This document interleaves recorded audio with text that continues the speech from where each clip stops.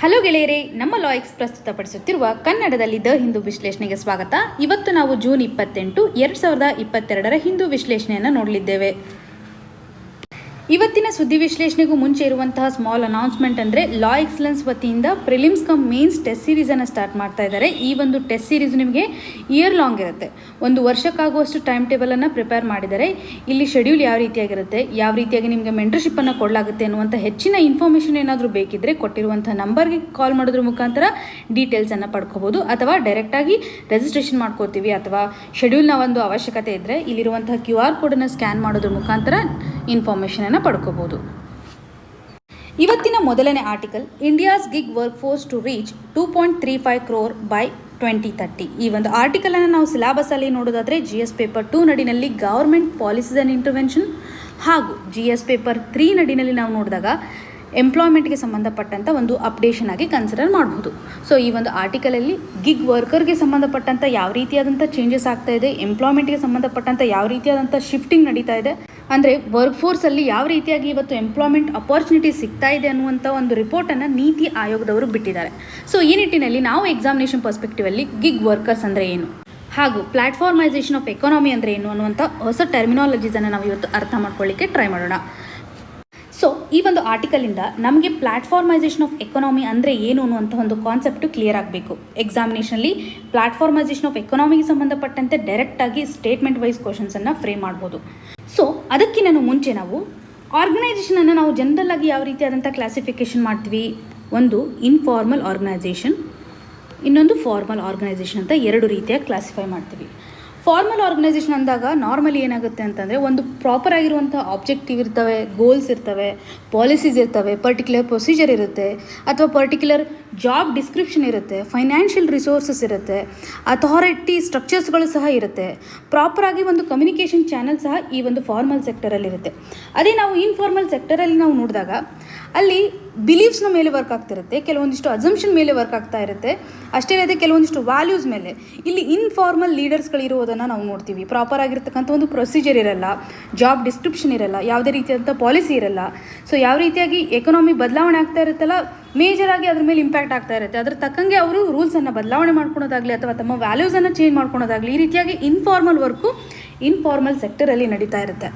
So ಇವ್ರಿಗೆ security ಇರೋದಿಲ್ಲ normally, ಆದರೆ ಫಾರ್ಮಲ್ ಸೆಕ್ಟರಲ್ಲಿ ಪ್ರಾಪರ್ ಆಗಿರ್ತಕ್ಕಂಥ ಒಂದು ಸೆಕ್ಯೂರಿಟಿಯನ್ನು ಕೊಡಲಾಗುತ್ತೆ. ಜಾಬ್ ಸೆಕ್ಯೂರಿಟಿನೂ ಸಹ ಫಾರ್ಮಲ್ ಸೆಕ್ಟರಲ್ಲಿ ಇರುತ್ತೆ ಅನ್ನುವಂಥ ಒಂದು ಜನರಲ್ ಕ್ಲಾಸಿಫಿಕೇಷನ್.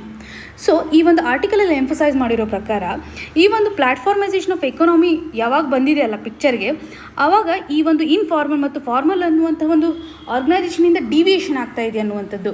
ಸೊ ಇಲ್ಲಿ ಗಿಗ್ ವರ್ಕರ್ ಅಂದರೆ ಏನು ಅನ್ನುವಂಥದ್ದು ಇಂಪಾರ್ಟೆಂಟ್ಲಿ ಗೊತ್ತಿರಬೇಕು. ಗಿಗ್ ವರ್ಕರ್ಸ್ ಅಂತಂದಾಗ ಯಾರು ಔಟ್ಸೋರ್ಸಿಂಗ್ ವರ್ಕರ್ ಆಗಿ ವರ್ಕ್ ಮಾಡ್ತಿರ್ತಾರಲ್ಲ, ಅಥವಾ ಕಾಂಟ್ರಾಕ್ಟ್ ಬೇಸ್ ಮೇಲೆ ವರ್ಕ್ ಮಾಡ್ತಾ ಇರ್ತಾರಲ್ಲ, ಅವರನ್ನು ನಾವು ಗಿಗ್ ವರ್ಕರ್ಸ್ ಅಂತ ಕರಿತೀವಿ. ಫಾರ್ ಎಕ್ಸಾಂಪಲ್, ಇವಾಗ ನನಗೆ ಒಂದು ಪರ್ಟಿಕ್ಯುಲರ್ ಸ್ಕಿಲ್ ಸೆಟ್ ಇದೆ ಅಂತ ಕನ್ಸಿಡರ್ ಮಾಡೋಣ. ಒಂದು ಸಿಂಗಿಂಗ್ ಮಾಡ್ತೀವಿ ಅಂತ ಅಂದ್ಕೊಂಡಾಗ ನಾನು ಬೇರೆ ಫಿಲ್ಮ್ ಮೇಕರ್ ಜೊತೆಗೆ ಅಪ್ರೋಚ್ ಮಾಡಿ ಅವರ ಒಂದು ಫಿಲ್ಮ್ಗೆ ಹಾಡು ಹೇಳಬೇಕು ಅಂತ ಡಿಸೈಡ್ ಮಾಡಿದಾದ್ಮೇಲೆ ನಾನು ಎಷ್ಟು ಕಾಂಟ್ರಾಕ್ಟ್ ಟೈಮಿಂಗ್ ಇರುತ್ತೆ ಅಥವಾ ಎಷ್ಟು ಒಂದು ಪ್ರಾಜೆಕ್ಟ್ ಇರುತ್ತಲ್ಲ ಅಷ್ಟರೊಳಗಾಗಿ ನನ್ನ ಒಂದು ಕಮಿಟ್ಮೆಂಟನ್ನು ಮುಗಿಸ್ಕೊಡ್ತೀನಿ. ಸೊ ಈ ರೀತಿಯಾಗಿ ನಾನೇನು ಮಾಡ್ತೀನಿ, ಎಷ್ಟು ವರ್ಕ್ ಇರುತ್ತೆ ಅಷ್ಟು ಮಾತ್ರ ಕಮಿಟ್ಮೆಂಟನ್ನು ಕೊಟ್ಟು ನನ್ನ ಕೆಲಸವನ್ನು ಮುಗಿಸ್ಕೊತೀನಿ. ಇದು ಯಾವ ರೀತಿಯಾಗಿರುತ್ತೆ ಅಂದರೆ ಪ್ರಾಜೆಕ್ಟ್ ಎಲ್ಲಿ ತನಕ ಇರುತ್ತೆ ಅಲ್ಲಿ ತನಕ ಮಾತ್ರ ನಾನು ಅವರ ಒಂದು ಅಂಡರ್ಲಿರ್ತೀನಿ, ಅಥವಾ ವರ್ಕ್ ರಿಲೇಟೆಡ್ ಇರತಕ್ಕಂಥ ಕಮಿಟ್ಮೆಂಟ್ ಮಾತ್ರ ಇರುತ್ತೆ ಅನ್ನುವಂಥದ್ದು. ಸೊ ಈ ರೀತಿಯಾಗಿ ನಾವು ಗಿಗ್ ವರ್ಕರ್ಸಲ್ಲಿ ಎರಡು ರೀತಿಯಾದಂಥ ಬದಲಾವಣೆಯನ್ನು ನೋಡ್ತೀವಿ, ಅಥವಾ ಎರಡು ರೀತಿಯಾದಂಥ ಕ್ಲಾಸಿಫಿಕೇಷನನ್ನು ಮಾಡ್ಬೋದು. ಒಂದು ಪ್ಲ್ಯಾಟ್ಫಾರ್ಮ್ನ ಆಧಾರದ ಮೇಲೆ, ಇನ್ನೊಂದು ನಾನ್ ಪ್ಲ್ಯಾಟ್ಫಾರ್ಮ್ನ ಆಧಾರದ ಮೇಲೆ. ಇವಾಗ ನಾನು ಎಕ್ಸಾಂಪಲ್ ಏನು ಕೊಟ್ಟನಲ್ಲ, ನಾನು ಸಿಂಗರ್ ಇದ್ದೀನಿ ಅಂತ, ಅದನ್ನು ನಾವು ನಾನ್ ಪ್ಲ್ಯಾಟ್ಫಾರ್ಮ್ ನಡಿನಲ್ಲಿ ನೋಡ್ಬೋದು. ಸೊ ನಾನೇನು ಮಾಡ್ಬೋದು, ಬೇರೆ ಒಬ್ಬ ಎಕ್ಸ್ ವ್ಯಕ್ತಿಗೆ ಕಮಿಟ್ಮೆಂಟ್ ಕೊಡ್ಬೋದು, ವೈ ವ್ಯಕ್ತಿಗೆ ಕೊಡ್ಬೋದು, ಅಥವಾ ಇನ್ನೊಂದು ಎಕ್ಸ್ ವ್ಯಕ್ತಿಗೆ ನಾನು ಕಮಿಟ್ಮೆಂಟನ್ನು ಕೊಡ್ಬೋದು. ಸೊ ಈ ರೀತಿಯಾಗಿ ಹಲವಾರು ವ್ಯಕ್ತಿಗಳ ಜೊತೆಗೆ ನಾನು ಕಮಿಟ್ಮೆಂಟನ್ನು ಮಾಡ್ಕೋಬೋದು. ಇದು ನಾವು ನಾನ್ ಪ್ಲ್ಯಾಟ್ಫಾರ್ಮ್ ನಡಿನಲ್ಲಿ ಕನ್ಸಿಡರ್ ಮಾಡ್ತೀವಿ.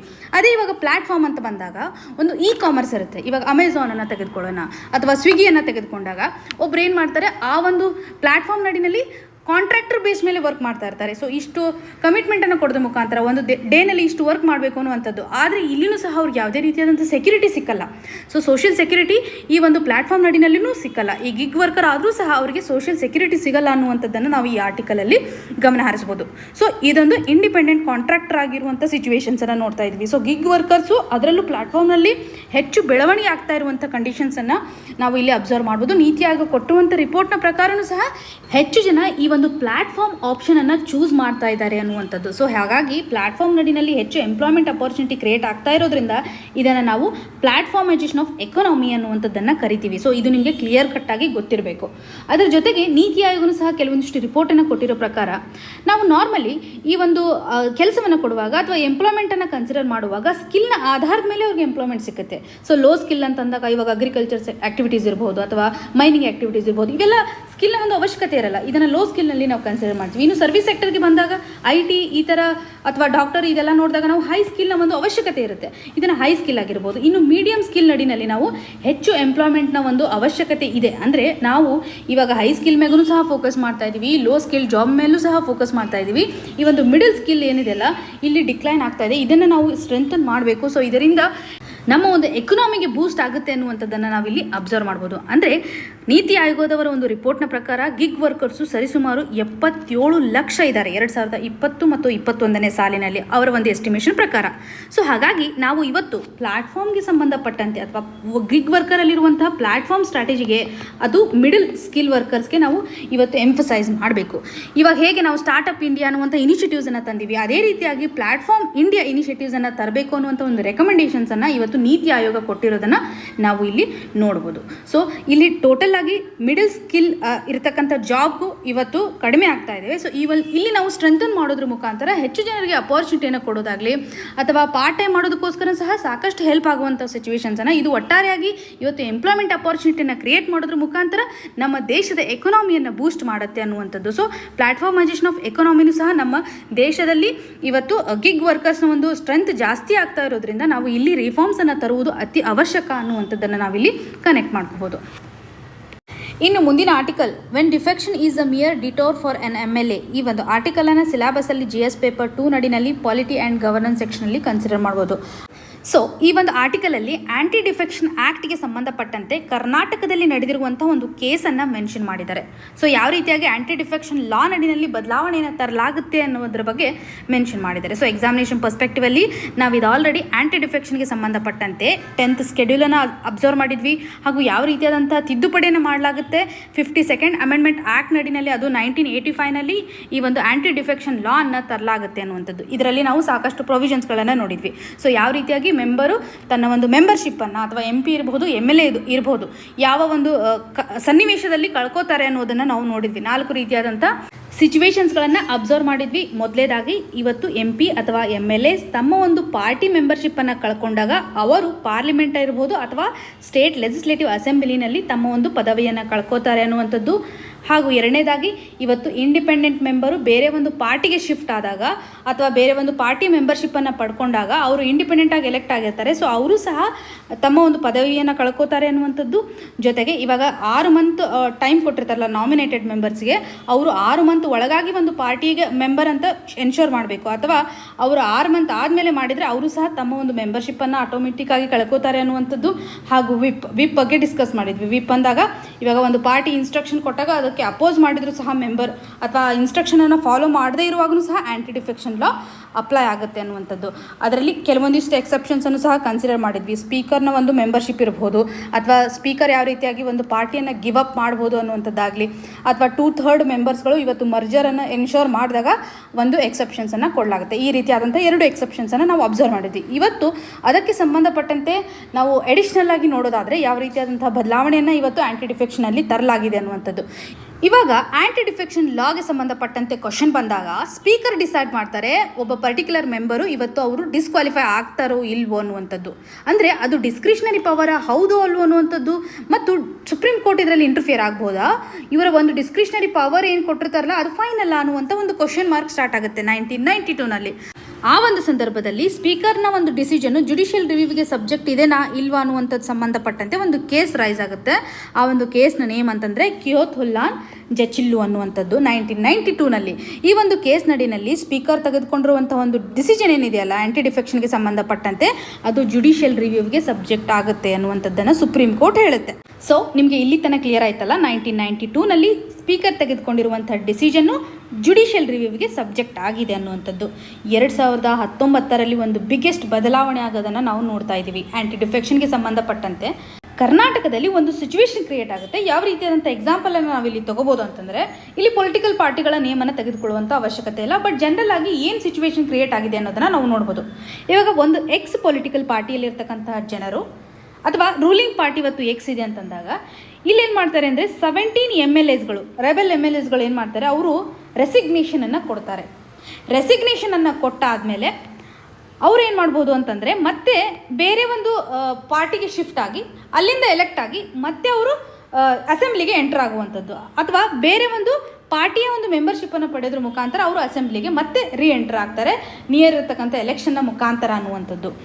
ಸೊ ಇಲ್ಲಿ ಈ ಸಿಚುವೇಶನನ್ನು ನಾವು ಅರ್ಥ ಮಾಡಿಕೊಂಡ್ರೆ ಈ ಒಂದು ರೂಲಿಂಗ್ ಪಾರ್ಟಿ ತನ್ನ ಮೆಜಾರಿಟಿಯನ್ನು ಕಳ್ಕೊಳ್ಳುತ್ತೆ, ಇನ್ನು ಅಪೋಸಿಷನ್ ಪಾರ್ಟಿ ಏನಿರುತ್ತಲ್ಲ ಇದು ಪವರ್ಗೆ ಬರ್ತಕ್ಕಂಥ ಚಾನ್ಸಸ್ ಇರುತ್ತೆ. ಸೊ ಇಂಡೈರೆಕ್ಟ್ಲಿ ಇಲ್ಲಿ ರೆಸಿಗ್ನೇಷನ್ ಕೊಟ್ಟಿರುವಂಥ ಮೆಂಬರ್ಸು ಬೇರೆ ಒಂದು ಪೊಲಿಟಿಕಲ್ ಪಾರ್ಟಿಗೆ ಸಪೋರ್ಟ್ ಮಾಡುವಂಥ ಸಿಚುವೇಶನ್ ಕ್ರಿಯೇಟ್ ಆಗುತ್ತೆ. ಈ ಒಂದು ಪರಿಸ್ಥಿತಿಯನ್ನು ಅರ್ಥ ಮಾಡ್ಕೊಂಡಿರುವಂಥ ಸ್ಪೀಕರ್ ಅವರು ಏನು ಮಾಡಿದರು ಅಂದರೆ, ಈ ಎಲ್ಲ 17 MLAsಗಳನ್ನು ಡಿಸ್ಕ್ವಾಲಿಫಿಕೇಷನ್ ಮಾಡ್ತಾರೆ. ಆ್ಯಂಟಿ ಡಿಫೆಕ್ಷನ್ನ ಆಧಾರದ ಮೇಲೆ ಡಿಸ್ಕ್ವಾಲಿಫಿಕೇಷನ್ ಮಾಡ್ತಾರೆ. ಮಾಡೋದ್ರ ಮುಖಾಂತರ ಅವ್ರಿಗೆ ಒಂದು ಬೇರೆ ಪ್ರೊವಿಷನ್ ಅಂತಂದರೆ 2023ರ ತನಕ ಅವರು ಯಾವುದೇ ರೀತಿಯಾದಂಥ ಎಲೆಕ್ಷನಲ್ಲಿ ಕಂಟೆಕ್ಸ್ಟ್ ಮಾಡುವಂತಿಲ್ಲ ಅನ್ನುವಂಥ ಸಿಚುವೇಶನ್ಸನ್ನು ಕ್ರಿಯೇಟ್ ಮಾಡ್ತಾರೆ. ಸೊ ಇದನ್ನು ಕನ್ಸಿಡರ್ ಮಾಡಿರುವಂಥ ಒಂದು ಕೇಸ್ ಅಂತಂದರೆ Shrimant Balasaheb Patil others versus speaker Karnataka legislative assembly. So ಈ ಒಂದು ಕೇಸ್ ನಡಿನಲ್ಲಿ ಸ್ಪೀಕರ್ ತೆಗೆದುಕೊಂಡಿರುವಂಥ ಒಂದು ಡಿಸಿಷನನ್ನು ಅಪ್ಹೆಲ್ಡ್ ಮಾಡ್ತಾರೆ. ಸೊ ಈ ಒಂದು ಡಿಸ್ಕ್ವಾಲಿಫಿಕೇಷನನ್ನು ಕಾನ್ಸ್ಟಿಟ್ಯೂಷನಲ್ಲಿ ಕರೆಕ್ಟ್ ಆಗಿದೆ ಅನ್ನುವಂಥ ಒಂದು ಸಿಚುವೇಶನ್ಸನ್ನು ನಾವು ಇಲ್ಲಿ ನೋಡ್ಬೋದು. ಇಲ್ಲಿ ಸ್ಪೀಕರ್ ಯಾವ ರೀತಿಯಾದಂಥ ಡಿಸಿಷನನ್ನು ಕೊಟ್ಟಿರ್ತಾರೆ ಅಂತಂದರೆ, ಅವರ ಒಂದು ಜಜ್ಮೆಂಟಲ್ಲಿ ಅಥವಾ ಅವರ ಒಂದು ಡಿಸ್ಕ್ವಾಲಿಫಿಕೇಷನ್ ಸ್ಟೇಟ್ಮೆಂಟ್ ನಡಿನಲ್ಲಿ 6 ವರ್ಷ ಅವರು ಮತ್ತೆ ರೀಕಂಟೆಕ್ಸ್ಟ್ ಮಾಡಲು ಒಂದು ಗ್ಯಾಪನ್ನು ತೆಗೆದುಕೊಳ್ಬೇಕು. ಅಂದರೆ ಒಂದು ಎಲೆಕ್ಷನ್ ಸೈಕಲ್ ಆಗಬೇಕು ಮಿನಿಮಮ್. ಇವಾಗ 5 ವರ್ಷದಲ್ಲಿ ಒಂದು ಎಲೆಕ್ಷನ್ ಕಂಡಕ್ಟ್ ಆಗುತ್ತೆ ಅನ್ನುವಂಥದ್ದು ಇರುತ್ತೆ. ಸೊ 1 ವರ್ಷ ಎಕ್ಸ್ಟ್ರಾ ಅನ್ನು ಮಾಡೋದ್ರ ಮುಖಾಂತರ ಒಂದು ಎಲೆಕ್ಷನನ್ನು ಅವರು ಮಿಸ್ ಮಾಡುವಂಥ ಸಿಚುವೇಶನ್ಸನ್ನು ಕ್ರಿಯೇಟ್ ಮಾಡಿರ್ತಾರೆ. ಈ ಒಂದು ಸಿಚುವೇಶನ್ಗೆ ಸುಪ್ರೀಂ ಕೋರ್ಟು ಸಹ ಎಸ್ ಅನ್ನುವಂಥ ಒಂದು ಸಿಗ್ನಲನ್ನು ಕೊಟ್ಟಿರ್ತಾರೆ. ಸೊ ಈ ರೀತಿಯಾದಂತಹ ಪ್ರೊವಿಷನ್ಗಳು ಆ್ಯಂಟಿ ಡಿಫೆಕ್ಷನ್ಗೆ ಸಂಬಂಧಪಟ್ಟಂತೆ ಸುಪ್ರೀಂ ಕೋರ್ಟ್ ಇಂಟರ್ಫಿಯರ್ ಆಗಿ ಯಾವ ರೀತಿಯಾದಂಥ ಬದಲಾವಣೆಗಳನ್ನು ತಂದಿದ್ದಾರೆ ಅನ್ನೋದ್ರ ಬಗ್ಗೆ ನಿಮಗೆ ಗಮನ ಇರಲಿ. ನಿಮಗೆ ಎಕ್ಸಾಮಿನೇಷನಲ್ಲಿ ಕ್ವಶನ್ಸನ್ನು ಯಾವ ರೀತಿಯಾಗಿ ಫ್ರೇಮ್ ಮಾಡ್ಬೋದು ಅಂತಂದರೆ, ಇದರಲ್ಲಿರ್ತಕ್ಕಂಥ ಡಿಸ್ಕ್ವಾಲಿಫಿಕೇಷನ್ ಕ್ರೈಟೇರಿಯಾಗಳನ್ನು ನೋಡ್ಕೋಬೇಕು, ಎಕ್ಸೆಪ್ಷನ್ಸ್ಗಳನ್ನು ನೋಡ್ಕೋಬೇಕು, ತಿದ್ದುಪಡಿ ಯಾವುದು ಅನ್ನೋದು ಇಂಪಾರ್ಟೆಂಟು. ಡೈರೆಕ್ಟಾಗಿ ಸಾಕಷ್ಟು ಸಾರಿ ಕ್ವಶನ್ಸನ್ನು ಕೇಳಿದ್ದಾರೆ, ಜೊತೆಗೆ ಈ ಎರಡೂ ಕೇಸ್ಗಳಲ್ಲಿ ಏನು ಚೇಂಜಸನ್ನು ಮಾಡಿದ್ದಾರೆ. ನಿಮಗೆ ಸ್ಟೇಟ್ಮೆಂಟ್ ವೈಸ್ ಕ್ವಶನ್ಸನ್ನು ಕೊಡಬಹುದು. ಸ್ಪೀಕರ್ ತೆಗೆದುಕೊಂಡಿರುವಂತಹ ಡಿಸಿಷನ್ನು ಅದು ಡಿಸ್ಕ್ವಾಲಿಫಿಕೇಷನ್ಗೆ ಸಂಬಂಧಪಟ್ಟಂತೆ ಇದು ಇವತ್ತು ಜುಡಿಷಿಯಲ್ ರಿವ್ಯೂವಿಗೆ ಸಬ್ಜೆಕ್ಟ್ ಇದೆನಾ ಇಲ್ವಾ ಅನ್ನುವಂಥ ಕ್ವಶನ್ಸನ್ನು ಡೈರೆಕ್ಟಾಗಿ ಕೇಳ್ತಾರೆ. ಅಥವಾ ಕೇಸ್ ನೇಮ್ಗಳನ್ನು ಬಳಕೆ ಮಾಡ್ಕೊಳ್ಳೋದ್ರ ಮುಖಾಂತರ ನಿಮಗೆ ಟ್ವಿಸ್ಟ್ ಮಾಡ್ಬೋದು ಅಥವಾ ಸ್ಟೇಟ್ಮೆಂಟನ್ನು ಬದಲಾವಣೆ ಮಾಡ್ಬೋದು. ಸೊ ಈ ರೀತಿಯಾದಂಥ ಕ್ವಶನ್ಸ್ಗಳನ್ನು ನೀವು ಎಕ್ಸಾಮಿನೇಷನಲ್ಲಿ ಎಕ್ಸ್ಪೆಕ್ಟ್ ಮಾಡ್ಬೋದಾಗಿದೆ. ಇಷ್ಟು ಅಪ್ಡೇಷನ್ಸು ಈ ಒಂದು ಆ್ಯಂಟಿ ಡಿಫೆಕ್ಷನ್ಗೆ ಸಂಬಂಧಪಟ್ಟಂತೆ ನಿಮಗೆ ತಿಳಿದಿದ್ದರೆ ಸಾಕಾಗುತ್ತೆ. ಇನ್ನು ಮುಂದಿನ article, world bank approves $250 million loan to Boost India's road safety. ಈ ಒಂದು ಆರ್ಟಿಕಲನ್ನು ಸಿಲೆಬಸ್ಸಲ್ಲಿ ನೋಡೋದಾದರೆ GS ಪೇಪರ್ 3 ನಡಿನಲ್ಲಿ ಇಂಟರ್ನ್ಯಾಷನಲ್ ಇನ್ಸ್ಟಿಟ್ಯೂಷನ್ ಅದರಲ್ಲೂ ಇನ್ಫ್ರಾಸ್ಟ್ರಕ್ಚರ್ಗೆ ಸಂಬಂಧಪಟ್ಟಂಥ ಒಂದು ಇನಿಷಿಯೇಟಿವ್ ಆಗಿ ಕನ್ಸಿಡರ್ ಮಾಡ್ಬೋದು. ಸೊ ಆರ್ಟಿಕಲಲ್ಲಿರುವಂಥ ಇನ್ಫಾರ್ಮೇಷನ್ ಅಥವಾ ಅಪ್ಡೇಷನ್ಸ್ ಅಂದರೆ, ವರ್ಲ್ಡ್ ಬ್ಯಾಂಕು ಇವತ್ತು ಇನ್ಫ್ರಾಸ್ಟ್ರಕ್ಚರ್ಗೋಸ್ಕರ ಒಂದು ಫಂಡಿಂಗನ್ನು ಕೊಡ್ತಾ ಇದ್ದಾರೆ. ಈ ವರ್ಲ್ಡ್ ಬ್ಯಾಂಕ್ನ ಒಂದು ಏಜೆನ್ಸಿ ಆಗಿರುವಂಥ international bank for reconstructions and development IBRD ಇವರು ಸರಿಸುಮಾರು $250 million ಇವತ್ತು ಕೊಡ್ತಾ ಇದ್ದಾರೆ. ಇದರಲ್ಲಿ ಭಾರತದ ರೋಡ್ ಸೇಫ್ಟಿಯನ್ನು ಎನ್ಶೋರ್ ಮಾಡೋದಕ್ಕೋಸ್ಕರ ಕೊಟ್ಟಿರುವಂಥ ಒಂದು ಫಂಡ್ ಆಗಿದೆ ಅನ್ನುವಂಥ ಅಪ್ಡೇಷನ್ಸನ್ನು ನಾವು ಈ ಒಂದು ಆರ್ಟಿಕಲಿಂದ ಪಡ್ಕೋಬೋದು. ಬೇಸಿಕಲಿ ಸ್ಟೇಟ್ ಗೌರ್ಮೆಂಟ್ಗೆ ರೋಡ್ ಸೇಫ್ಟಿಯನ್ನು ಎನ್ಶೋರ್ ಮಾಡೋದಕ್ಕೋಸ್ಕರ ಬೇಕಾಗಿರುವಂಥ ಫಂಡನ್ನು ಇಲ್ಲಿ ಕೊಡಲಾಗಿದೆ. ಒಂದು ಡೇಟಾ ಬೇಸ್ ಸಿಸ್ಟಮನ್ನು ಸಹ ಇವರು ಮೇಂಟೈನ್ ಮಾಡಲಾಗುತ್ತೆ. ಅಂದರೆ ಆಕ್ಸಿಡೆಂಟ್ ಯಾವ ರೀತಿಯಾಗಿ ಯಾವ ರೋಡ್ಗಳಲ್ಲಿ ಆಗುತ್ತೆ, ಕನ್ಸ್ಟ್ರಕ್ಷನ್ಸ್ ಆ್ಯಕ್ಟಿವಿಟಿಯನ್ನು ಯಾವ ರೀತಿಯಾಗಿ ಬೆಟರ್ ಲೆವೆಲಿಗೆ ತರಬೇಕು, ಸೇಫರ್ ರೋಡನ್ನು ಯಾವ ರೀತಿಯಾಗಿ ಎನ್ಶೋರ್ ಮಾಡಬೇಕು, ಈ ರೀತಿಯಾದಂಥ ಒಂದು ಪ್ರಾಪರ್ ಪ್ರಾಜೆಕ್ಟ್ ನಡಿನಲ್ಲಿ ಬೇಕಾಗಿರುವಂಥ ಒಂದು ಫಂಡನ್ನು ವರ್ಲ್ಡ್ ಬ್ಯಾಂಕ್ ಮಾಡ್ತಾ ಇದೆ ಅನ್ನುವಂಥದ್ದು. ಸೊ ಇಲ್ಲಿ ಪ್ರೈವೇಟ್ ಪಾರ್ಟ್ನರ್ಶಿಪ್ಪು ಸಹ ನೋಡ್ಬೋದು. ಅಂದರೆ PPP ಮಾಡೆಲನ್ನು ತಗೊಂಡು ಬಂದಿದ್ದಾರೆ. ಪಬ್ಲಿಕ್ ಪ್ರೈವೇಟ್ ಪಾರ್ಟ್ನರ್ಶಿಪ್ಪನ್ನು ಸಹ ಈ ಒಂದು ರೋಡ್ ಸೇಫ್ಟಿ ನಡಿನಲ್ಲಿ ಇರ್ತಕ್ಕಂಥ ಪ್ರಾಜೆಕ್ಟಲ್ಲಿ ಎನ್ಶೋರ್ ಮಾಡಲಾಗುತ್ತೆ ಅನ್ನುವಂಥದ್ದು. ಇದಕ್ಕೆ ಬೇಕಾಗಿರುವಂಥ ಕಾಸ್ಟನ್ನು ಇವತ್ತು ವರ್ಲ್ಡ್ ಬ್ಯಾಂಕ್ ಪ್ರೊವೈಡ್ ಮಾಡ್ತಾ ಇದೆ ಅನ್ನುವಂಥ ಅಪ್ಡೇಷನ್. ನೀವು ಇವತ್ತೇನು ಮಾಡಬೇಕು ಅಂತಂದರೆ, ಎಕ್ಸಾಮಿನೇಷನ್ ಪರ್ಸ್ಪೆಕ್ಟಿವಲ್ಲಿ ನಮಗೆ ಬಹುಮುಖ್ಯವಾಗಿ ಬೇಕಾಗಿರುವಂಥದ್ದು ವರ್ಲ್ಡ್ ಬ್ಯಾಂಕ್. ವರ್ಲ್ಡ್ ಬ್ಯಾಂಕನ್ನು ನಾವು ಸ್ಟ್ಯಾಟಿಕ್ ಪೋರ್ಷನಲ್ಲಿ ಸಾಕಷ್ಟು ಬಾರಿ ಚರ್ಚೆ ಮಾಡಿರ್ತೀವಿ. ಸೊ ವರ್ಲ್ಡ್ ಬ್ಯಾಂಕ್ ಯಾವ ರೀತಿಯಾಗಿ ಫಾರ್ಮ್ ಆಗಿದೆ, IMF ಯಾವ ರೀತಿಯಾಗಿ ಫಾರ್ಮ್ ಆಗಿದೆ, ಇದರ ಒಂದು ಮೇಜರ್ ಫಂಕ್ಷನ್ಸ್ ಏನು, ಯಾವ ರೀತಿಯಾಗಿ ಇದು ಫಂಡಿಂಗ್ ಮಾಡುತ್ತೆ ಒಂದು ಪರ್ಟಿಕ್ಯುಲರ್ ಕಂಟ್ರಿಗೆ ಅನ್ನುವಂಥ ಬೇಸಿಕ್ ಇನ್ಫಾರ್ಮೇಷನ್ಸನ್ನು ನೀವು ರಿವಿಷನ್ ಮಾಡಬೇಕು. ಇನ್ನು ಮುಂದಿನ article, from higher to higher education. ಈ ಒಂದು ಆರ್ಟಿಕಲನ್ನು ಸಿಲೆಬಸಲ್ಲಿ ನೋಡಿದಾಗ GS ಪೇಪರ್ 2 ನಡಿನಲ್ಲಿ ಗೌರ್ಮೆಂಟ್ ಪಾಲಿಸೀಸ್ ಆ್ಯಂಡ್ ಇಂಟರ್ವೆನ್ಷನ್ಸ್ಗೆ ಕನೆಕ್ಟ್ ಮಾಡ್ಕೋಬೋದು. ಈ ಒಂದು ಆರ್ಟಿಕಲಲ್ಲಿ ಇವತ್ತು ಡಿಜಿಟಲ್ ಯೂನಿವರ್ಸಿಟಿಗೆ ಸಂಬಂಧಪಟ್ಟಂಥ ಕೆಲವೊಂದಿಷ್ಟು ಕಮೆಂಟ್ಸನ್ನು ಹೇಳ್ತಾ ಇದ್ದಾರೆ. ಡಿಜಿಟಲ್ ಯೂನಿವರ್ಸಿಟಿಯನ್ನು ಎಸ್ಟಾಬ್ಲಿಷ್ಮೆಂಟ್ ಮಾಡೋದ್ರಿಂದ ಯಾವ ರೀತಿಯಾದಂತಹ ಬದಲಾವಣೆ ಆಗುತ್ತೆ, ಯಾವ ರೀತಿಯಾಗಿ ಸರ್ಕಾರ ಆ್ಯಕ್ಚುಲಿ ಡಿಸೈಡ್ ಮಾಡಬೇಕು ಅನ್ನುವಂಥದ್ದನ್ನು ನಾವಿಲ್ಲಿ ಅರ್ಥ ಮಾಡ್ಕೋಬೇಕು. ನಾವು ಪ್ರೀವಿಯಸ್ ಇಯರ್ ಕ್ವಶನ್ಸ್ ಪೇಪರನ್ನು ನೋಡಿದಾಗ ಅಥವಾ ಅನಲೈಸ್ ಮಾಡಿದಾಗ ಮೇನ್ಸ್ ಎಕ್ಸಾಮಿನೇಷನಲ್ಲಿ ಸಾಕಷ್ಟು ಕ್ವಶನ್ಸ್ಗಳು ಇವಾಗ ಕ್ರಿಟಿಕಲಿ ಅನಲೈಸ್ ಅಂತ ಬಂದಿರುತ್ತೆ, ಕಮೆಂಟ್ ಅಂತ ಬಂದಿರುತ್ತೆ, ಅಥವಾ ನಿಮ್ಮ ಒಪಿನಿಯನ್ ಯಾವ ರೀತಿಯಾಗಿದೆ ಅಂತ ಬಂದಾಗ ನೀವು ಬ್ಯಾಲೆನ್ಸ್ಡ್ ಆಗಿರ್ತಕ್ಕಂಥ ಒಂದು ಆನ್ಸರನ್ನು ಬರಿಬೇಕಾಗುತ್ತೆ. ಒಂದು ಎಕ್ಸಾಂಪಲನ್ನು ನಾವು ಇದರಲ್ಲಿ ಕನ್ಸಿಡರ್ ಮಾಡೋದಾದರೆ, ಅಥವಾ ನಮ್ಮ ಒಂದು ಅಪ್ರೋಚ್ ಯಾವ ರೀತಿಯಾಗಿರುತ್ತೆ, ಅಥವಾ ಒಂದು ಸರ್ಕಾರದ ಪಾಲಿಸಿಯನ್ನು ಕ್ರಿಟಿಕಲಿ ಯಾವ ರೀತಿಯಾಗಿ ನಾವು ಬರಿಬೋದು ಅನ್ನೋದನ್ನು ನಾವಿಲ್ಲಿ ಅರ್ಥ ಮಾಡ್ಕೋಬೋದು. ಆ ಒಂದು ಸ್ಕಿಲ್ಲನ್ನು ಈ ಆರ್ಟಿಕಲಿಂದ ನಾವು ನೋಡ್ಬೋದಾಗಿದೆ. ಏನಿದೆ ಈ ಒಂದು ಆರ್ಟಿಕಲಲ್ಲಿ ಇರತಕ್ಕಂಥ ಪಾಯಿಂಟ್ಸ್ ಅಂತಂದರೆ, ಇವಾಗ ಡಿಜಿಟಲ್ ಯೂನಿವರ್ಸಿಟಿಯನ್ನು ಸೆಟಪ್ ಮಾಡಬೇಕು ಅಂತ ಸರ್ಕಾರ ಅನೌನ್ಸ್ ಮಾಡಿದೆ. ಇದಕ್ಕೆ ಬೇಕಾಗಿರ್ತಕ್ಕಂಥ ಫಂಡನ್ನು ಸಹ ಸರ್ಕಾರ ಇವತ್ತು ರೆಡಿ ಮಾಡಬೇಕು, ಒಂದು ಪಾಯಿಂಟ್. ಜೊತೆಗೆ ಇವರ ಒಂದು ಆಬ್ಜೆಕ್ಟಿವ್ ಏನಿದೆ ಅಂತಂದರೆ, ಇವಾಗ ನಾವು ಡಿಜಿಟಲ್ ಲೆವೆಲಲ್ಲಿ ಎವಲ್ಯೂಷನ್ಸನ್ನು ತರಬೇಕು, ಡಿಜಿಟಲ್ ಪ್ಲ್ಯಾಟ್ಫಾರ್ಮ್ ನಡಿನಲ್ಲಿ ಹೈ ಕ್ವಾಲಿಟಿ ಎಜುಕೇಷನ್ಸನ್ನು ತರಬೇಕು. ಇದರಿಂದ ಎಂಪ್ಲಾಯ್ಮೆಂಟ್ ಅಪಾರ್ಚುನಿಟಿಯನ್ನು ಕ್ರಿಯೇಟ್ ಮಾಡ್ಬೋದು, ಸ್ಕಿಲ್ಲನ್ನು ಡೆವಲಪ್ ಮಾಡ್ಬೋದು ಅನ್ನುವಂಥ ಒಂದು ಸರ್ಕಾರದ ಪ್ರೋಗ್ರಾಮ್. ಇದು ಎಲ್ಲರಿಗೂ ಸಹ ಹೆಲ್ಪ್ ಆಗುತ್ತೆ. ಸ್ಕಿಲ್ ಡೆವಲಪ್ಮೆಂಟ್ ಮಾಡೋದರಲ್ಲಿ ಸಾಕಷ್ಟು ಕಾಂಟ್ರಿಬ್ಯೂಷನನ್ನು ಮಾಡುತ್ತೆ ಅನ್ನುವಂಥ ಒಂದು ಸರ್ಕಾರದ ಇಂಟೆನ್ಷನ್ ಇದೆ. ಇದಕ್ಕೆ ಫಂಡನ್ನು ಸಹ ಅವರು ಅರೇಂಜ್ ಮಾಡಬೇಕು ಅನ್ನುವಂಥದ್ದು ಒಂದು ಸೈಡಲ್ಲಿ ನಾವು ಅರ್ಥ ಮಾಡ್ಕೋಬೇಕು. ಆದರೆ ಇನ್ನೊಂದು ಅಡಿನಲ್ಲಿ ನಾವು ನೋಡಿದಾಗ, ಇವಾಗ ಎಜುಕೇಷನ್ ಅಂತಂದಾಗ ಏನು ಕನ್ಸರ್ನ್ ಇರುತ್ತೆ ಹೇಳು, ಎಜುಕೇಷನ್ ಅನ್ನುವಂಥದ್ದು ಎಲ್ಲರಿಗೂ ಫ್ರೀಯಾಗಿ ಸಿಗಬೇಕು ಅನ್ನುವಂಥ ಒಂದು ಐಡಿಯಾ, ಇದೊಂದು ಪಬ್ಲಿಕ್ ಗೂಡ್ ಅಂತ ನಾವು ಕನ್ಸಿಡರ್ ಮಾಡ್ತೀವಿ. ಆದರೆ ಇವಾಗ ಡಿಜಿಟಲ್ ಯೂನಿವರ್ಸಿಟಿಯನ್ನು ಕ್ರಿಯೇಟ್ ಮಾಡೋದ್ರ ಮುಖಾಂತರ ಇಲ್ಲೇನಾಗುತ್ತೆ ಅಂತಂದರೆ, ಇದೊಂಥರ ಪ್ರಾಫಿಟ್ ಓರಿಯೆಂಟೆಡ್ ಇಂಟೆನ್ಷನ್ ಆಗುತ್ತೆ ಅನ್ನುವಂಥದ್ದನ್ನು ಇಲ್ಲಿ ಅರ್ಥ ಮಾಡ್ಕೋಬೇಕು. ಇಲ್ಲಿ ಸ್ಟೂಡೆಂಟ್ಸ್ಗಳನ್ನು, ಪರ್ಟಿಕ್ಯುಲರ್ಲಿ ವುಮನ್ ಇರ್ಬೋದು ಅಥವಾ ವರ್ಕಿಂಗ್ ಪೀಪಲ್ಗಳಿರ್ಬೋದು, ಅವ್ರು ಏನು ಮಾಡ್ತಾರೆ ಅಂದರೆ, ಈ ಒಂದು ಡಿಜಿಟಲ್ ಯೂನಿವರ್ಸಿಟಿನ ಮುಖಾಂತರ ತಮ್ಮ ಒಂದು ಕನ್ವೀನಿಯೆಂಟ್ ಟೈಮಲ್ಲಿ ಈ ಒಂದು ಟೆಕ್ನಾಲಜಿಯನ್ನು ಬಳಕೆ ಮಾಡ್ಕೊಳ್ಳೋದ್ರ ಮುಖಾಂತರ ತಮ್ಮ ಒಂದು ಸ್ಕಿಲ್ ಸೆಟ್ಟನ್ನು ಎನ್ಹ್ಯಾನ್ಸ್ ಮಾಡಬೇಕು, ಅಥವಾ ರಿಮೋಟ್ ಏರಿಯಾನಲ್ಲಿ ಸಹ ಇದು ರೀಚ್ ಆಗಬೇಕು ಅನ್ನುವಂಥ ಒಂದು ಕನ್ಸರ್ನ್ನ ಮುಖಾಂತರ ಈ ಒಂದು ಐಡಿಯಾನ ತರಲಾಗಿದೆ. ಈ ಒಂದು ನಾನ್ ಫಾರ್ಮಲ್ ಮೋಡನ್ನು, ಅಥವಾ ಈ ಡಿಜಿಟಲ್ ಅನ್ನುವಂಥದ್ದು ಇವಾಗ ನಾನ್ ಫಾರ್ಮಲ್ ಮೋಡ್ ಅಂದರೆ ಆಫ್ಲೈನ್ ಹೋಗದೇ ಇರುವಂಥ ಸಿಚುವೇಶನ್ಸು, ಯಾವುದೇ ಪರಿಸ್ಥಿತಿನಲ್ಲಿದ್ದರೂ ಸಹ ಇವತ್ತು ನಾವು ಸ್ಕಿಲ್ಲನ್ನು ಪಡ್ಕೋಬೋದು ಅನ್ನುವಂಥ ಒಂದು ಹಿಡನ್ ಇಂಟೆನ್ಷನ್ನು ಸರ್ಕಾರದಿದೆ. ಆದರೆ ನಾವು ಇನ್ ರಿಯಾಲಿಟಿ ನಾವು ನೋಡಿದಾಗ ಈ ಒಂದು ಡಿಜಿಟಲ್ನಿಂದ ಆಗ್ತಕ್ಕಂಥ ತೊಂದರೆಗಳು ಯಾವ ರೀತಿಯಾಗಿದೆ, ಡಿಜಿಟಲ್ ಡಿವೈಡನ್ನು ನಾವು ಪ್ಯಾಂಡಮಿಕ್ ಸಿಚುವೇಶನ್ಸಲ್ಲಿ ನೋಡಿದ್ದೀವಿ. ಸಾಕಷ್ಟು ಲರ್ನಿಂಗ್ ಆ್ಯಕ್ಟಿವಿಟಿ ಲಾಸ್ ಆಗ್ತಾ ಇರುವಂಥ ಸಿಚುವೇಶನ್ಸನ್ನು ನೋಡಿದ್ದೀವಿ. ಆಫ್ಲೈನ್ ಕಲಿಯುವಂಥ ಕಂಡೀಷನ್ಸೇ ಬೇರೆ ಇರುತ್ತೆ, ಆನ್ಲೈನ್ ಕಲಿತಕ್ಕಂಥ ಕಂಡೀಷನ್ಸ್ ಬೇರೆ ಇರುತ್ತೆ. ಸಾಕಷ್ಟು ಸ್ಕಿಲ್ ಸೆಟ್ಸ್ಗಳು ಇವತ್ತು ಲಾಸ್ ಆಗ್ತಾ ಇದೆ ಅನ್ನುವಂಥದ್ದನ್ನು ನಾವು ನೋಡ್ಬೋದು. ಹಾಗಾಗಿ ಆಫ್ಲೈನ್ನ ಒಂದು ಅವಶ್ಯಕತೆಯೂ ಇಂಪಾರ್ಟೆಂಟು ಅನ್ನುವಂಥದ್ದನ್ನು ಇಲ್ಲಿ ಒಂದು ಪಾಯಿಂಟ್ ನಡಿನಲ್ಲಿ ಎಂಫಸೈಸ್ ಮಾಡಿದ್ದಾರೆ. ಅಂದರೆ ಡಿಜಿಟಲ್ ಲರ್ನಿಂಗ್ ಏನಿದೆಯಲ್ಲ, ಅಥವಾ ಅಡ್ವಾನ್ಸ್ಮೆಂಟ್ ಆಫ್ ಟೆಕ್ನಾಲಜಿಯನ್ನು ನಾವು ಎಜುಕೇಷನ್ ಲೆವೆಲಲ್ಲಿ ಬಳಕೆ ಮಾಡ್ಕೊಳೋದು ಎಡಿಷ್ನಲ್ ಆಗಿರಬೇಕು, ಹೊರತಾಗಿ ಇದು ಮೇನ್ ಸ್ಟ್ರೀಮ್ ಆಗುವಂಥದ್ದು ಅಷ್ಟೊಂದು ಬೆನಿಫಿಷಿಯಲ್ ಆಗಿಲ್ಲ ಅನ್ನುವಂಥದ್ದನ್ನು ನಾವಿಲ್ಲಿ ಅರ್ಥ ಮಾಡ್ಕೋಬೇಕು. ಇವಾಗ ನಾವು ಆಫ್ಲೈನ್ ಮೋಡಲ್ಲಿ ಕಲಿತಾ ಇರುವಂಥದ್ದು ಅಥವಾ ಫೇಸ್ ಟು ಫೇಸ್ ಎಜುಕೇಷನ್ಗೆ ಇದೊಂದು ಆಲ್ಟರ್ನೇಟಿವ್ ಅಲ್ಲ. ಆನ್ಲೈನ್ ಏನು ಟೆಕ್ನಾಲಜಿ ಬಳಕೆ ಮಾಡ್ತಿರ್ತೀವಲ್ಲ, ಇದು ಕೇವಲ ಎಡಿಷ್ನಲ್ ಆಗಿರಬೇಕು ಅನ್ನುವಂಥ ಒಂದು ವಾದವನ್ನು ಇಲ್ಲಿ ಮಾಡಿದ್ದಾರೆ. ನಾವಿವಾಗ ಈ ರೀತಿಯಾದಂತಹ ಯೂನಿವರ್ಸಿಟಿಯನ್ನು ಸೆಟಪ್ ಮಾಡಬೇಕಂತಂದರೆ ಸರ್ಕಾರ ಏನು ಮಾಡಬೇಕಾಗುತ್ತೆ, ಸಾಕಷ್ಟು ಬಾರೋವನ್ನು ಮಾಡ್ಕೋಬೇಕು ಅಥವಾ ಸಾಲವನ್ನು ಪಡ್ಕೋಬೇಕಾಗತ್ತೆ. ಇದರಿಂದ ಏನಾಗುತ್ತೆ, ನಮ್ಮ ಒಂದು ಫಿಸಿಕಲ್ ಡೆಫಿಸಿಟಿಂಗ್ ಹೆಚ್ಚಾಗುತ್ತೆ. ನಾವು ಪ್ರಾಪರಾಗಿ ನಮ್ಮ ಒಂದು ಫಂಡಿಂಗನ್ನು ಹೊಸ ಒಂದು ಯೋಜನೆಗೆ ಹಾಕೋದ್ರ ಬದಲಾಗಿ, ಅಂದರೆ ಇವಾಗ ಡಿಜಿಟಲ್ ಯೂನಿವರ್ಸಿಟಿನ ಸೆಟಪ್ ಮಾಡ್ತಾ ಇದ್ದೀವಿ ಅಂತಂದರೆ ಔಟ್ಸೋರ್ಸಿಂಗ್ನ ಒಂದು ಅವಶ್ಯಕತೆ ಇರುತ್ತೆ. ಈ ಒಂದು ಸೆಕ್ಟರ್ನಲ್ಲಿ ಅಥವಾ ಈ ಒಂದು ಟೆಕ್ನಾಲಜಿಗೆ ಸಂಬಂಧಪಟ್ಟಂಥ ವೆಲ್ ಎಜುಕೇಟೆಡ್ ಪೀಪಲ್ಗಳನ್ನು ನಾವು ಅಗೇನ್ ಹೈರ್ ಮಾಡಬೇಕು. ಅದಕ್ಕೆ ಸಾಕಷ್ಟು ಇನ್ವೆಸ್ಟ್ಮೆಂಟನ್ನು ಸಹ ಮಾಡಬೇಕಾಗುತ್ತೆ, ಇನ್ಫ್ರಾಸ್ಟ್ರಕ್ಚರ್ಗೂ ಸಹ ಸಾಕಷ್ಟು ಇನ್ವೆಸ್ಟ್ಮೆಂಟನ್ನು ಮಾಡಬೇಕಾಗುತ್ತೆ. ಈ ನಿಟ್ಟಿನಲ್ಲಿ ನಾವು ಇವಾಗಿರ್ತಕ್ಕಂಥ ಒಂದು ಎಜುಕೇಷನ್ ಸಿಸ್ಟಮ್ನನ್ನು ಸ್ಟ್ರೆಂಥನ್ ಮಾಡುವಂಥ ಅವಶ್ಯಕತೆ ಹೆಚ್ಚಾಗಿದೆ. ಫೋಕಸ್ ಮಾಡೋದ್ರ ಮುಖಾಂತರ, ಇದ್ದಿರುವಂಥ ಒಂದು ಪೊಟೆನ್ಷಿಯಲನ್ನು ಬಳಕೆ ಮಾಡೋದ್ರ ಮುಖಾಂತರ ಇವತ್ತು ಗ್ಲೋಬಲ್ ಲೆವೆಲಲ್ಲಿ ಬೇಕಾಗಿರುವಂತಹ ವರ್ಕ್ ಫೋರ್ಸನ್ನು ನಾವು ಪ್ರೊಡ್ಯೂಸ್ ಮಾಡ್ಬೋದು. ನಾವು ಕೇವಲ ಇವಾಗ ಔಟ್ಸೋರ್ಸಿಂಗ್ ಕಂಟೆಂಟನ್ನು ಬಳಕೆ ಮಾಡಿಕೊಂಡು ಈ ಒಂದು ಡಿಜಿಟಲ್ ಯೂನಿವರ್ಸಿಟಿಯನ್ನು ಸೆಟಪ್ ಮಾಡೋದ್ರ ಬದಲಾಗಿ ಇದ್ದಿರುವಂಥ ಒಂದು ಪೊಟೆನ್ಷಿಯಲನ್ನು ಬಳಕೆ ಮಾಡ್ಕೋಬೇಕು ಅನ್ನುವಂಥ ಒಂದು ಕನ್ಸರ್ನನ್ನು ವ್ಯಕ್ತಪಡಿಸಿದ್ದಾರೆ. ಸರ್ಕಾರ ಈ ರೀತಿಯಾದಂಥ ಬಿಗ್ ಪ್ರಾಜೆಕ್ಟ್ಗಳಿಗೆ ಇನ್ವೆಸ್ಟ್ಮೆಂಟನ್ನು ಮಾಡಬೇಕು ಅಂತಂದಾಗ ಬಜೆಟರಿ ಮುಖಾಂತರ ಮಾಡಲ್ಲ. ಯಾಕಂತಂದರೆ FRBM ಆ್ಯಕ್ಟ್ ನಡಿನಲ್ಲಿ ನಾವು ಪ್ರಾಪರಾಗಿ ಇಷ್ಟೇ ಡೆಫಿಸಿಟ್ ಇರಬೇಕು ಅಂತ ಟಾರ್ಗೆಟ್ ಇರುತ್ತೆ. ಈ ಒಂದು ಇಯರಲ್ಲಿ ನಾವು ಇಷ್ಟು ಮಾತ್ರ ಬಾರೋಯಿಂಗ್ ಮಾಡಬೇಕು ಅಥವಾ ಡೆಫಿಸಿಟನ್ನು ಮೇಂಟೈನ್ ಮಾಡಬೇಕು ಅನ್ನುವಂಥ ಒಂದು ಕನ್ಸರ್ನ್ ಇರೋದ್ರಿಂದ ಸರ್ಕಾರ ಇವತ್ತು ಎಕ್ಸ್ಟ್ರಾ ಬಜೆಟರಿ ಬಾರೋಯಿಂಗನ್ನು ಆಪ್ಷನ್ ಆಗಿ ಕನ್ಸಿಡರ್ ಮಾಡ್ತಾರೆ. PSUsಗಳು ಇವತ್ತು ಸರ್ಕಾರದ ಒಂದು ಪರವಾಗಿ ಅಥವಾ ಸರ್ಕಾರದ ಅಂಡರಲ್ಲಿ ಬಾರೋಯಿಂಗನ್ನು ಮಾಡ್ಕೋತವೆ. ಯಾಕೆಂದರೆ FRBMನ ಒಂದು ರೂಲ್ಸನ್ನು ಡಿವಿಯೇಷನ್ ಮಾಡೋದಕ್ಕೋಸ್ಕರ. ಸೊ ಈ ನಿಟ್ಟಿನಲ್ಲಿ ನಾವು ಇದ್ದಿರುವಂಥ ಒಂದು ಪೊಟೆನ್ಷಿಯಲನ್ನು ಬಳಕೆ ಮಾಡ್ಕೋಬೇಕು. ಇದರಿಂದ ನಾವು ಹೆಚ್ಚು ಗ್ಲೋಬಲ್ ವರ್ಕ್ಫೋರ್ಸನ್ನು ಪ್ರೊಡ್ಯೂಸ್ ಮಾಡ್ಬೋದು ಅನ್ನುವಂಥ ಒಂದು ಕನ್ಸ್ಟ್ರಕ್ಟಿವ್ ಐಡಿಯಾಸನ್ನು ಈ ಒಂದು ಆರ್ಟಿಕಲಲ್ಲಿ ಎಂಫಸೈಸ್ ಮಾಡಿದ್ದಾರೆ. ಇನ್ನು ಮುಂದಿನ article, Modi's 2 summits UAE ಟ್ರಂಪ್ಸ್ G7. ಈ ಒಂದು ಆರ್ಟಿಕಲನ್ನು ಸಿಲೆಬಸಲ್ಲಿ ನೋಡೋದಾದರೆ GS ಪೇಪರ್ 2 ನಡಿನಲ್ಲಿ ಇಂಟರ್ನ್ಯಾಷನಲ್ ರಿಲೇಷನ್ಗೆ ಕನೆಕ್ಟ್ ಮಾಡ್ಕೋಬೋದು. ಈ ಒಂದು ಆರ್ಟಿಕಲಲ್ಲಿ ಇಂಡಿಯಾ ಮತ್ತು UAEದ ಒಂದು ರಿಲೇಷನ್ಗೆ ಸಂಬಂಧಪಟ್ಟಂತೆ ಅಪ್ಡೇಷನ್ಸನ್ನು ಕೊಟ್ಟಿದ್ದಾರೆ. ಸೊ ಎಕ್ಸಾಮಿನೇಷನ್ ಪರ್ಸ್ಪೆಕ್ಟಿವಲ್ಲಿ ನಾವು ಪ್ರಿಲಿಮ್ಸಲ್ಲಿ ಸಹ ಕ್ವಶನ್ಸನ್ನು ಎಕ್ಸ್ಪೆಕ್ಟ್ ಮಾಡ್ಬೋದು, ಹಾಗೂ ಮೇನ್ಸಲ್ಲಿ ಇಲ್ಲಿ ಮೆನ್ಷನ್ ಮಾಡಿರುವಂತಹ ಇನ್ಫಾರ್ಮೇಷನನ್ನು ಡೈರೆಕ್ಟಾಗಿ ನಾವು ಯೂಸ್ ಮಾಡ್ಕೋಬೋದಾಗಿದೆ. ಇಂಡಿಯಾ ಮತ್ತು UAEಯ ಒಂದು ಸಂಬಂಧವನ್ನು ನಾವು ಕನ್ಸಿಡರ್ ಮಾಡಿದಾಗ ಅಥವಾ ಬೈಲ್ಯಾಟ್ರಲ್ ರಿಲೇಷನನ್ನು ನಾವು ನೋಡಿದಾಗ ಸೆಕೆಂಡ್ ಲಾರ್ಜೆಸ್ಟ್ ಟ್ರೇಡಿಂಗ್ ಪಾರ್ಟ್ನರ್ ಅಂತ ಸಹ ಕನ್ಸಿಡರ್ ಮಾಡ್ತೀವಿ.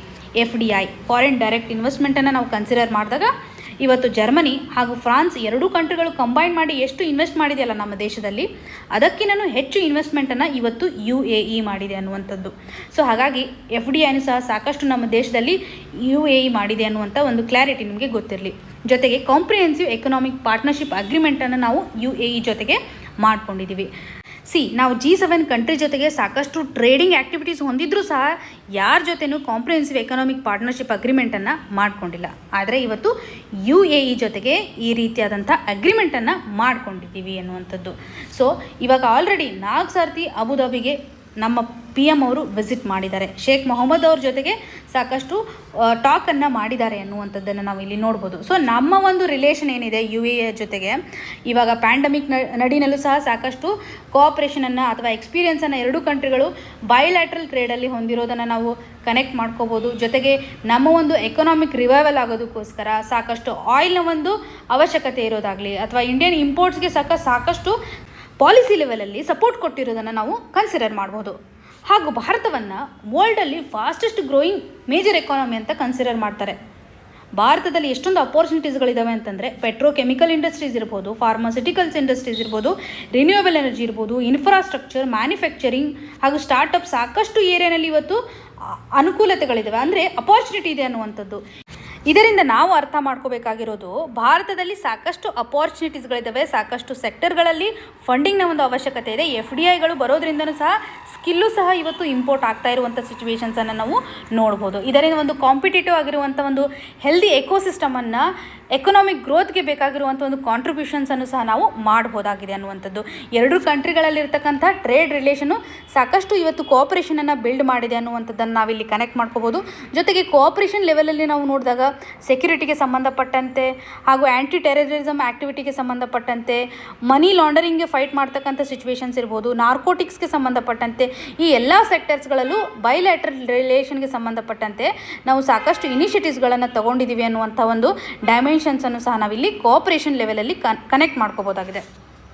ಇವತ್ತಿನ question of the day section ಅಡಿನಲ್ಲಿ FDIಗೆ ಸಂಬಂಧಪಟ್ಟಂತೆ ಪ್ರೀವಿಯಸ್ ಇಯರಲ್ಲಿ ಕೇಳಿರುವಂಥ ಕ್ವಶನನ್ನು ಕೊಡಲಾಗಿದೆ. ಇದಕ್ಕೆ ಸರಿಯಾದ ಉತ್ತರವನ್ನು ಕಮೆಂಟ್ ಸೆಕ್ಷನಲ್ಲಿ ಮೆನ್ಷನ್ ಮಾಡಿ. ಇವತ್ತು ಡಿಸ್ಕಸ್ ಮಾಡಿರುವಂಥ ಎಲ್ಲ ಆರ್ಟಿಕಲ್ಸ್ಗಳು ನಿಮಗೆ ನೀಟಾಗಿ ಅರ್ಥ ಆಗಿದೆ ಅಂತ ಭಾವಿಸ್ತಾ ಇದ್ದೀನಿ. ನಿಮ್ಗೆ ಏನೇ ಕನ್ಸರ್ನ್ ಇದ್ದರೂ ಸಹ ಕಮೆಂಟ್ ಸೆಕ್ಷನಲ್ಲಿ ಮೆನ್ಷನ್ ಮಾಡಿ ಅಂತ ಹೇಳ್ತಾ, ಆಲ್ ದ ವೆರಿ ಬೆಸ್ಟ್. ಧನ್ಯವಾದಗಳು.